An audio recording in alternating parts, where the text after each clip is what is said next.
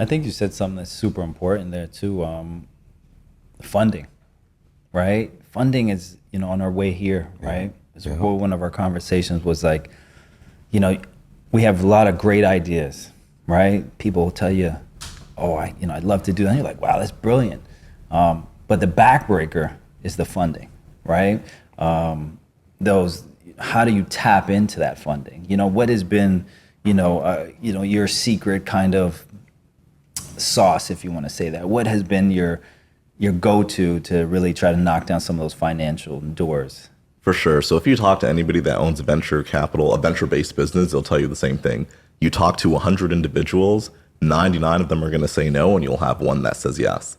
The best thing I would recommend people do, the best thing that I did, is just take my passport, go to the US for 3 months when you're looking to raise capital, and raise their, number one, their dollar is 38% higher than ours is here. They're more risk adverse. They have a bigger check size to write. And in Canada, I think it's really tough. If you're looking for grants and government-based incentives, yeah, I say stay in Canada. But if you're looking to raise real venture capital dollars, go to the United States. It's interesting you say that, because that was also part of our conversation, was that it seems that almost anything you do, that seems to be the path. Like, you want to play ball? Go to the States. You want to be a rapper? Go to the States. It's like interesting that you say that. And when you're going to the States, you're looking for, like, you have a plan, like, okay, I'm going to go, I want to hit these areas, or is there like a certain place that is more known for finance, or like, how do you go about that whole plan to even do that? Yeah, I think it's a very simple playbook. You really just go to the two areas where venture capital is being dispersed the most, and that's San Francisco, number one, and New York, number two. So just go into those areas. They're very dense when it comes to venture capital firms and angel investors. And back to the point about everybody saying, yeah, going to the US is the route to go. If you look at the 10 biggest companies in Canada, it's the banks, it's the telecommunication companies, it's the insurance companies, legacy corporations that have been there forever. But if you look at the US, they were all tech startups. Apple, Microsoft, Google, Tesla. Right. So right. You could tell right away there's something up here. Right. That makes sense. No, it not only makes sense, but you're spot on. Having the opportunity to live in America, I see it firsthand. The funding is so greatly different there compared to, here, which is home. But, I know we'll get there, but it takes individuals like you, people that also have the aspiration to create different things for themselves and to create avenues where everybody can tap into. So that kind of leads me to my next question here is, what really inspired you? When you think about the backstory, we know a lot about you. We know, obviously Dragon's Den. Those are one of the things that always come up. But what really inspired you to really get into this space? Definitely. So when it comes to the inspiration for me, I did want to touch back on the last point because I wanted to mention something as well.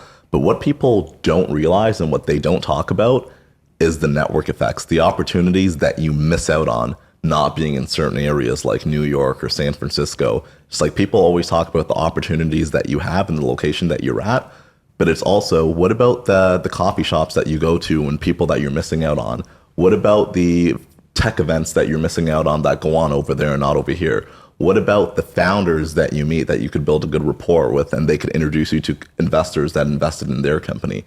That doesn't happen here in Canada, so that's something that people are missing out on.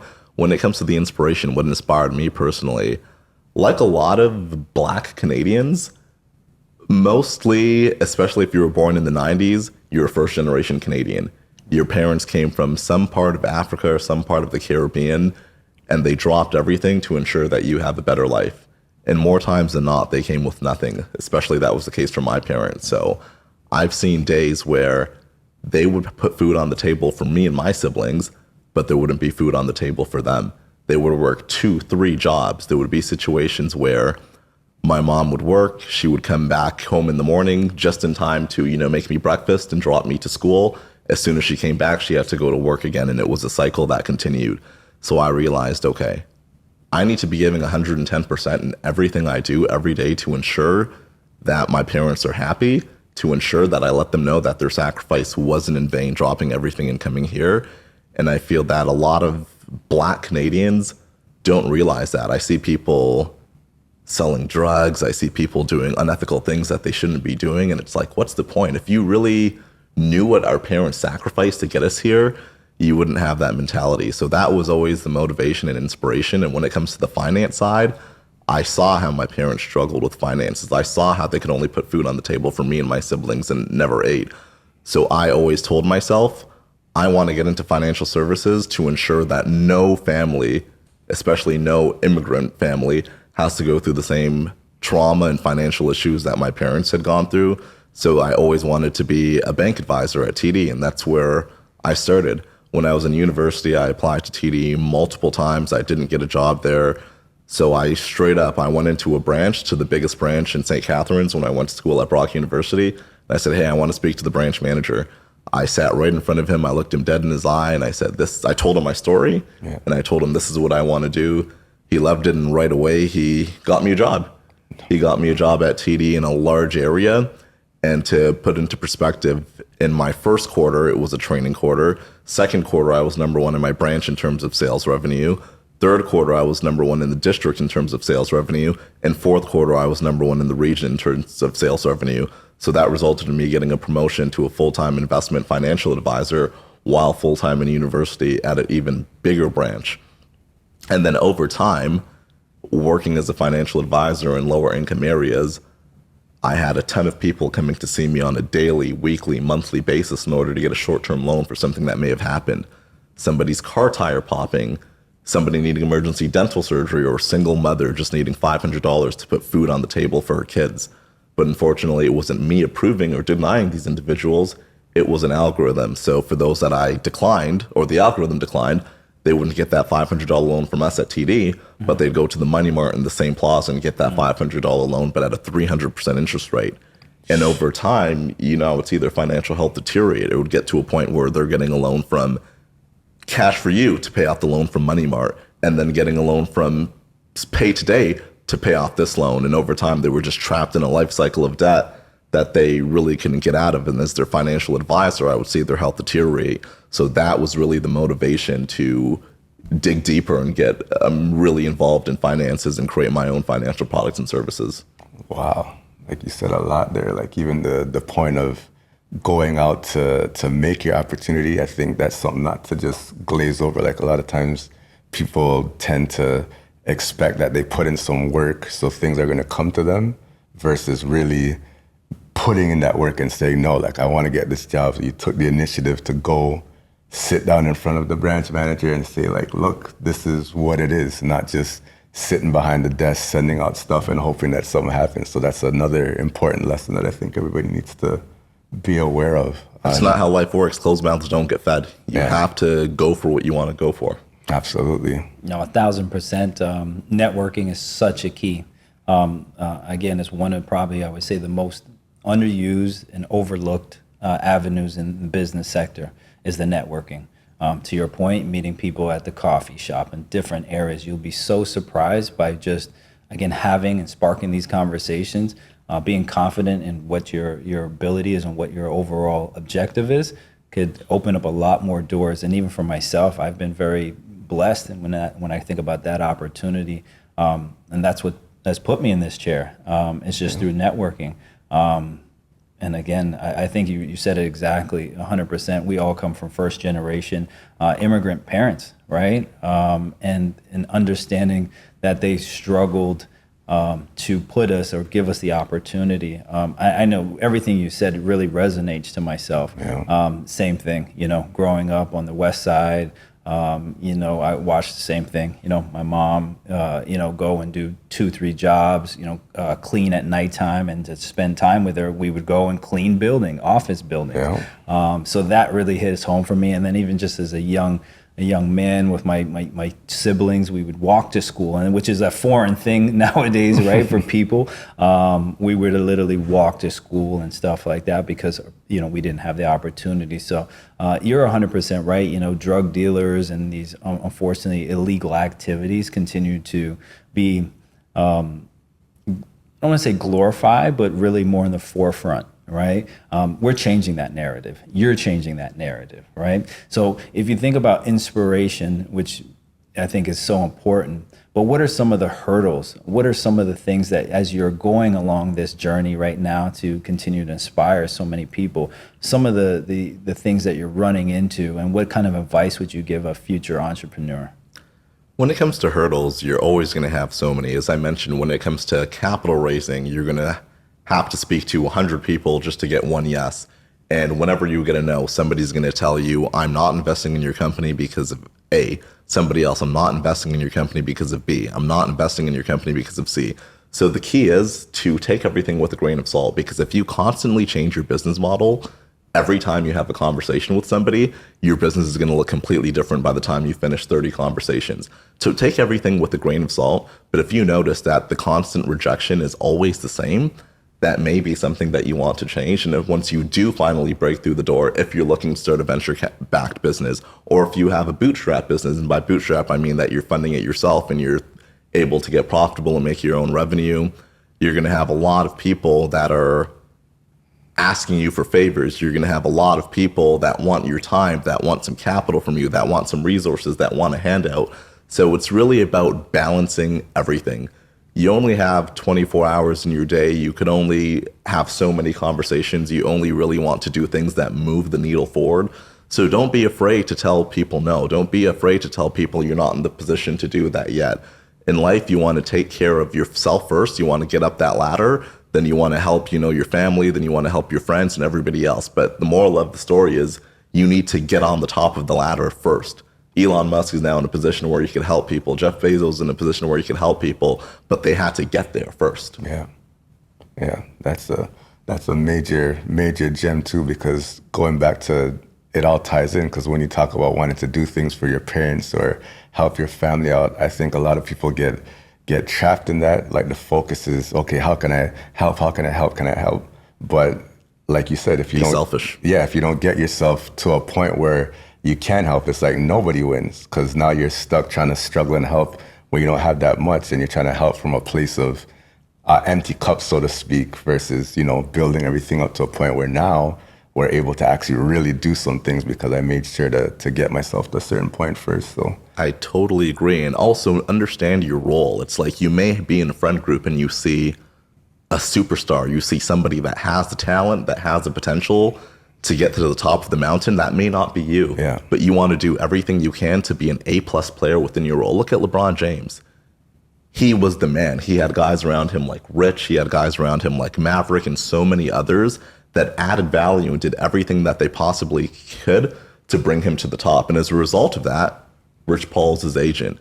Maverick Carter is managing his production company. It's like they became experts in their role by doing everything they can to ensure that the main guy is the main guy. Because if he doesn't get through that door, nothing else happens. So if you're in a position like that, ensure that that person within your friend group, that person within your circle, you're doing everything you can to push them through that door. Because once they make it through that door, you're going to be taken care of for life. Yeah, Man, sure. let me tell you, if that just went over your head, I'll sum it up for you. Consistency is key. Understanding when to pivot when you need to, if things aren't working out for you. And then last but not least, knowing what the need is and how you add value. Hopefully you get that part. All right. I think for us, again, watching, Hutsy, like I mentioned, off air, if you want to say that. Hutsy's really beginning mission was really founded or fundamentally in credit, right? Credit is so important to you achieving all of the things that you want to achieve or getting you to the places that you need to get to.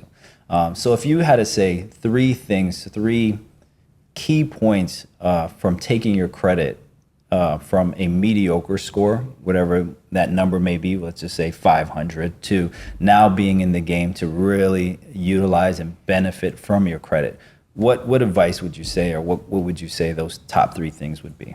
For sure. And the first thing that I would say that nobody actually, or I don't want to say nobody, but a lot of people don't factor in is looking at your credit score and seeing what is there that may be an error.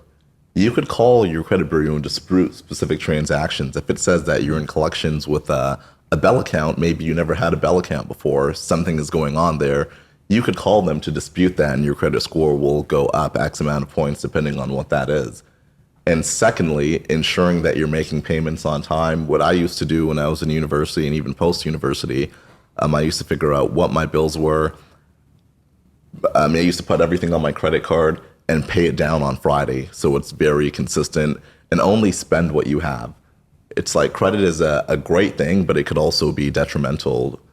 So you only want to spend what you have, ensure that you have a path to repay it. I see a lot of people, especially when I was working at the bank, they would turn 18 years of age, get pre-approved for a credit card for $1,000. They're thinking it's free money. They would spend it all, and months later, collections is knocking on their door because they didn't pay it off. And a big part of that was the bank's fault, as they don't educate individuals, especially when they turn 18, on how to properly use the credit card and what could impact them in a negative way if they use everything and don't pay it off. So I think a lot of that could be on the bank side. But the three things: number one, actively look at your credit report and see if there's any discrepancies there. Secondly, ensure that you're doing consistent repayments. And thirdly, only spend money that you actually do have. Yeah, no, those are Solid. solid points. So definitely solid points there. I think you said something which just caught my attention. So, I'm a firm believer is the financial literacy and the generational wealth starts within my four walls at home, right? So as a parent, as a father, these are things that I instill right away to my children, right? I give them, from I think they're 12, 13 years old, I put them as authorized users on my credit cards, right? It gives them an extra leg up to when they turn 18 to get their first credit card. I'm their life coach. I'm coaching them through all of the mistakes that I unfortunately had to go through because, again, I'm coming from a first generation immigrant background where my parents didn't understand credit. They didn't know how to leverage credit, right? Their parents didn't know how to leverage that. Me now, so far in the game, understanding how pivotal it is, it's important that, and I can't stress to everybody, it starts within your four walls. Right, you as a parent, as you are the first financial institution that your children should be getting this advice from, and you should always take not the lessons that you've had or mistakes you made from a financial credit standpoint. If you've forgotten you missed a payment or you've had a couple bumps along the way, use that to really teach them to help them excel. And I've watched that firsthand. Again, like with my son, I saw him do the same thing. We put him as authorized user. He turned 18. His first credit card that he applied for, with all of the stuff that we taught him during that time frame, he got a $10,000 limit at 18. Amazing. $10,000 at 18. I probably would go crazy. I'd probably be in Vegas somewhere, doing some crazy stuff at 18. So even for him today, he was like, "Wow, thank you guys. Like that was like super important for me to actually have that leg up." So again, I think you said it perfect. So. That again, it hits home for me as well. Yeah, I agree. Sure. And something else that I want to add, it's like food. What people are consuming nowadays, if you eat clean, you're going to be on a great diet. Your body's going to look so much better compared to somebody that's eating a ton of junk food, cookies, Oreos, junk food every day. And I say the same thing could be said about social media. I'm not a parent, but if I was, I would ensure, especially in the younger days, I would monitor what kind of accounts they're following. Because if they're consuming negativity, rap music, trap music, not saying anything is wrong with that, but a lot of negative stigmas compared to following a lot of educational courses where people are teaching financial literacy, money management, and how to succeed at an early age, that is positive content. Your brain is like a machine and you want to oil it with good content. Yeah, no, that's a good point. And even talking about ways to do this and build good habits, wanted to get into your company a bit, of course. Like, what are some of the unique things about like your company and like how people can utilize it to help them with all of these things that you're talking about? Definitely. So, in terms of where we're at with Hutsy, a lot of people know us from Dragon's Den. So we were on Dragon's Den. Thankfully, we were able to raise $500,000 from Wes Hall and his team there. And the original idea that we had is we wanted to be a debit card that built credit with every purchase an individual made. We officially launched that product last July, which was 2023. We scaled it to thousands upon thousands of users across Canada. And I always like to do iteration cycles. And what I mean by iteration cycles is I talk to my users. I reach out via email, schedule some time to book calls to see if they're liking the product, what could be better, etc. And I noticed three things. Number one, people were still living paycheck to paycheck. We were helping them build their credit, but we weren't doing anything about that. Secondly, people were really financially stressed due to the lack of income, due to everything that was going on. And thirdly, individuals had no access to financial guidance or financial advisors, which makes sense because I was a financial advisor at one point in time, and I realized whenever somebody came to see me at the bank, I was only selling them something. It was, what can I sell you? Not necessarily how can I help you, because we had commissions, we had goals and quotas that we needed to meet. If somebody was financially stressed, they couldn't just come in my seat and say, hey, Tefari, I'm financially stressed, or I need help budgeting. Right. How could you help me? No, I had to sell you a mutual fund. I had to open you up another account. I had to get you a loan or some product that the bank offered, or else there was nothing I could do with you. And it completely resonated with me, and it made a lot of sense. So as a result of that, we decided to pivot the model to something that caters towards all of that. An AI-powered financial guide to give people personalized financial guidance. As guidance that the banks give you, it's not necessarily personalized. It's based off of what the bank could get out of you. Right. So ultimately, people sign up, they connect their bank account, they let us know what you want to be notified on or what things you want to improve. And then based off of hundreds of thousands of micro and macro metadata points and parameters, we're able to give them daily or weekly or monthly updates, whatever they choose, on the subjects that they want to increase. And then as a result of that, it's fully customizable. So we could have 100 different Hutsy users and everybody's experience will be completely different. We leverage artificial intelligence and machine learning, the Falcon 7B LLM, to ensure that everything is completely AI driven and scalable. So that's what we're doing right now. And as a result of that, we were able to launch in Canada and the United States, because with the previous banking model, we had a sponsor bank here in Canada. We had to get licensed. We had to partner up with Visa and things of that nature. And that was just in Canada. If we wanted to operate in the United States, we would need a completely different sponsor bank. We need a different payments processor, a card manufacturer. So just the scalability to expand into different geographies and markets was extremely difficult. But with a model like this, everybody's going to need financial guidance. It's wide open, it's completely scalable, and we could go into any country. And even when it comes to human capital, if we were to scale this to, and when I say this, I mean the previous banking model, to 1 million users, we would need a ton of customer service representatives. We would need a ton of financial advisors and things of that nature in-house. But on the AI side, with this new model, we have different threads. So we could have 1 million people using the AI at once, and we could create 1 million different threads to answer them all in live time, and it's personal. So that's where we are now. We recently raised a venture capital round of funding in the United States for about $2 million to scale this product up. So now we're at the point where we are leveraging original content marketing, because I see there's two ways to grow a consumer company.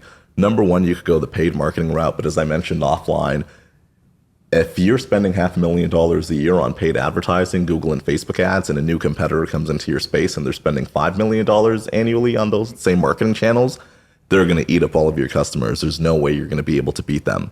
But if you focus on brand and you focus on original content, yes, it's going to be the longer route, but it's infinitely more scalable in the long run. Look at people like Mr. Beast. Everybody knows his brand. Look at people like Logan Paul. He spent the time to build his brand, and now he has Prime. And I want to say, I read an article where they sold more than either Gatorade or Powerade at Walmart. So when you focus on building that brand first, it takes longer, but it's more fruitful in the end. Yeah. Awesome. That's said a lot, man. That's a crazy technology, man. So there you go. That's some of the things you can look forward and you can get into right now. So definitely take a look at that. I know I'm gonna definitely hop on that. I like how that sounds. Having an advisor in your pocket essentially cannot hurt at all. Well, Yeah. I did want to say one more thing because you don't have access to your financial advisors all the time. There's a thing called financial planning, but you need over $250,000 in liquid assets to be able to qualify for a financial planner. So they're in the business of keeping the rich rich, but what about everybody else? And there's simple things that the banks could tell you, but they don't necessarily tell you. A lot of people get NSF fees, and what NSF fees mean, it's like, let's say you have $100 in your bank account and Bell tries to take out $150 for your phone bill, but you don't have that money, so it bounces back and the bank charges you a $48 NSF fee. That's what happens a lot here in Canada. But with our AI, we could literally tell you, hey, Tefari, you have your bank balance is the lowest on these days. Maybe you should reach out to your employer and tell them that your paycheck should come in instead of on the 15th and 30th of the month, maybe on the 3rd and on the 17th of the month, because that's when your balances are the lowest and that's when you have payments coming out and you're getting the most NSFs. Wow. So small things like that could add a huge difference in your financials. So as I mentioned, the experience will be different for everybody. That's dope. Oh, it's just crazy. Technology, the AI, and implementing that in your business is critical. We were speaking about it the other day. AI. I know it's been the hot topic for the last few months, over the last year or so. But I think it's how you utilize that tool, and you've figured out that, and I think that's going to be super beneficial to the end user. Because like you said, the algorithm is right there. The data, the technology to support that is going to help the user greatly. So, we mentioned, you're doing a financial literacy podcast, right? So if you can kind of get into that as well, and how people could, be involved in that, because I think that's also very important. The more information that we have out there, the more people that we incorporate in these outlets would only benefit not only ourselves, but I think the entire community across Canada. Most definitely. I feel like in 2024 is completely different from 2000. Back then, journalism was on a newspaper, and then it migrated to an online magazine, the News, CP24, and others. But now in 2024, everybody's on social media. So why not bring the journalism there in form of a podcast like what we're doing, where we clip it up into shorts. So we've partnered up with that at Hutsy. We've partnered up with Inc. Entertainment. We've partnered up with Toronto Culture and Spoke Media to build a financial literacy podcast. And ultimately what we'd like it to be is a group style interview where we don't just have executives talking about how they made all this money. No, we have a broad mix of people, all the way from somebody working a minimum wage job at McDonald's, all the way up to somebody that owns a gym, somebody that's in the creator economy, all the way up to a multi-million, if not billionaire in private equity, to ask them, how are you surviving financially in your city, whether that's Toronto, whether that's New York, whether that's Los Angeles, no matter where it is, to give a diverse perspective on finances and how they're struggling financially and how they're surviving financially. So that would appeal to everybody. Yeah, you heard it right there. And I think that's all you need to know at this point. Yeah, right? Yeah, pretty much.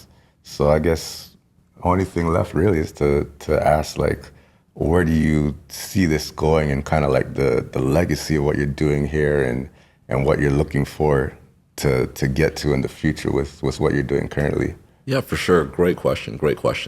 The way I see it is you have 3 phases in your life professionally. You have your early career, maybe after you graduate from college or university. If you went that route, you have the first thing that you do, and you really scale that up, and you exit. An example, Elon Musk and those PayPal guys, X.com, which turned into PayPal, he sold it, made his X amount of millions of dollars, continued to invest into Tesla until he became a majority shareholder, and ultimately took it over and became the CEO. Right. So you have your first startup, and that's where Hutsy is. I see that being our first startup. By God's grace, if we're able to continue to scale this up and sell it within the next 3 to 5 years for hundreds of millions, if not $1 billion plus, whatever that may be, and then work on the next thing. And the next thing is usually your mid-career, where it's like you have your huge business that could impact the world. Right. and you do that for the majority, maybe between 35 all the way up to your 45 or 50 years old. And then you have your legacy play. That's something that you're leaving behind even after you transition into the other world. That's really made to help society and help the next generation of individuals. And I could see a guy like Elon. He's looking to build his legacy play, which is the rockets to go to Mars, to go to other planets, which is great. He has the Hyperloop to help you get from point A to point B in fractions of minutes compared to what the train would get you on. So that's ultimately where I see myself. And right now I see myself in my early career with Hutsy Financial. And then after that, it would be the mid and the legacy play. Even a guy like Wes Hall, who wrote the first check into Hutsy Financial, he's done everything, mergers and acquisitions, consulting, and now he's doing his legacy plays where he's on Dragon's Den. He's the chancellor for the University of Toronto. He's doing so much to improve his legacy. Yeah. So I watch guys like that have done great things, and I try to learn. It's dope. Yeah, I think that's it. Yeah, again, thank you, man. Yes. No, it was an honor and privilege to be here. I'm so excited. Yeah. Consistency is key, man. Consistency is key. It really is, man. I can't wait to watch. It's like, guys, you're out there. This is what we're doing this for. So you can see things in the beginning stages and have an understanding of how you fit into this world, things you can do. I'm sure there's a ton of you sitting there with these grand ideas, but you're not networking with the right people, or you're not, going into managers' offices demanding that chance to do what you have to do. Like, this is what it's for. So be inspired. Definitely. And if I could leave you guys with 4 words to really look out for, the Black Wealth Collective. Let's get it. Let's get it.